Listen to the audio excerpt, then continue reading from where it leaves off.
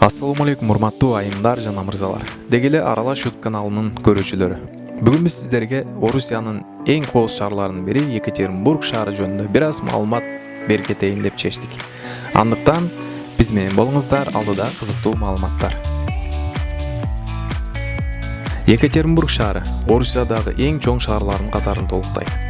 Аянты жана калкынын саны боюнча Москва, Санкт-Петербург жана Новосибирсктен кийинки 4-орунда турат. 2020-жылкы маалыматтарга караганда калкынын саны 1,5 миллионду түзөт. Бул шаарда миллионунчу адам 1967-жылы төрөлгөн. Тагыраак айтканда 1967-жылы калктын саны 1 миллионго жеткен. Шаар 18-кылымдын башында Петр I тарабынан 7 ноябрда 1723-жылы Екатеринбург шаары болуп кабыл алынган. 1924-жылы шаардын атын Свердловск деп өзгөртүшкөн. Свердловск шаары болуп 60 жыл турган.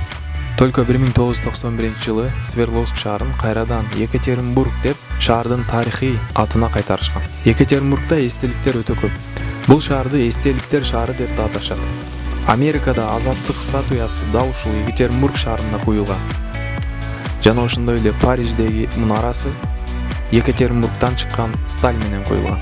Шаардагы эң бийик небоскреб Высоцкий 2011-жылы курулуп бүткөн. Бийиктиги 188,3 метрге жеткен. Высоцкий зданиясы Орусиядагы эң бийик зданиялардын катарын толуктайт.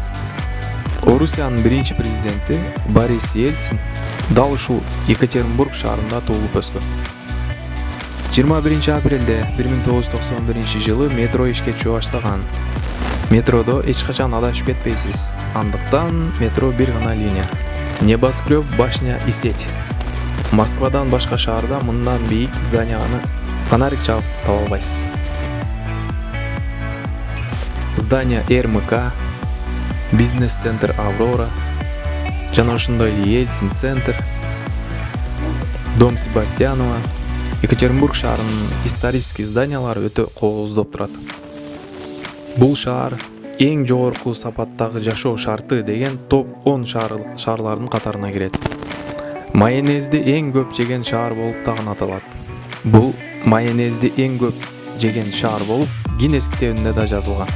Шаардын сулуулугу боюнча Москва жана Санкт-Петербургдан кийин 3-орунда турат. Дүйнө жүзү боюнча эң кооз шаарлардын катарындагы толуктайт.